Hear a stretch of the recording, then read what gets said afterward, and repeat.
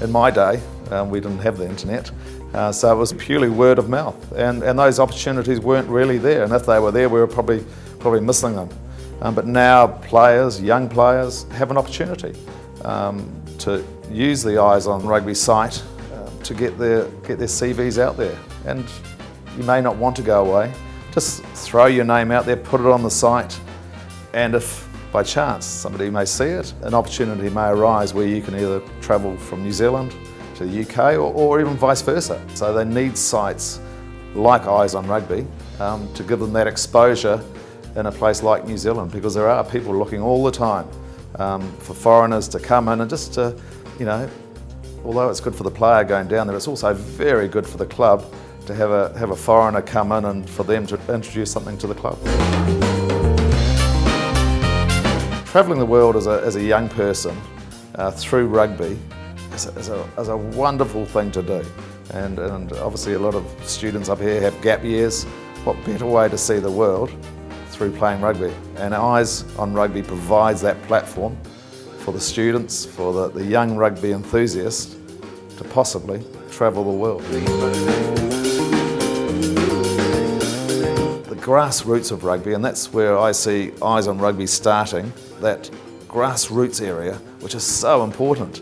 And I played for the University Club in Auckland, and I would have loved the opportunity to have gone away for 6 months, 8 months, learnt my trade in another part of the world, and then come back to New Zealand.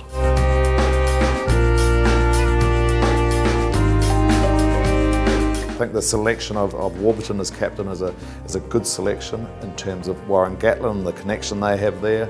But I think he's shown in terms of his up and down sort of playing time since the World Cup in 2011, where he was sort of such a sensation. He's had a bit of a tough time, but he came back at the right time, played very well against the English. What the Welsh showed in the last game against England, they have the potential. They've got the game players that can score tries, and in doing that, we know in British rugby they can produce good set piece ball.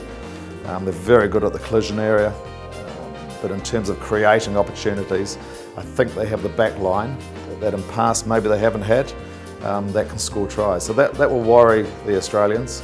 But in saying that, Australia at the moment, they're playing very well in the Super 15. The Reds and the Brumbies especially, the Waratahs now coming into a bit of form. So I'm sure Warren Gatland has looked at the form and the players that will potentially be selected by Robbie Deans, and he's probably picked his team according to what is on show for the Australians going forward. I don't think so. I think Gatland has picked the best team available, and that's what I was saying in terms of I don't think there's any discussion about who should have been there and who's not there. More importantly, Rob Shaw is probably the one that really stood out of not being there, but as I said, the selection of the other loose forwards, they're the ones that Gatland thinks can combat a very strong Australian loose forward trio. The whole ethos of the British and Irish Lions, for me, growing up as a young nipper in New Zealand, my underlying memory of rugby was the 1971 Lions that came to New Zealand. Just ingrained in my mind, the Gareth Edwards of the world. Grant Fox, one of our great number 10s, started kicking the ball around the corner. Why? Because Barry John kicked the ball around the corner.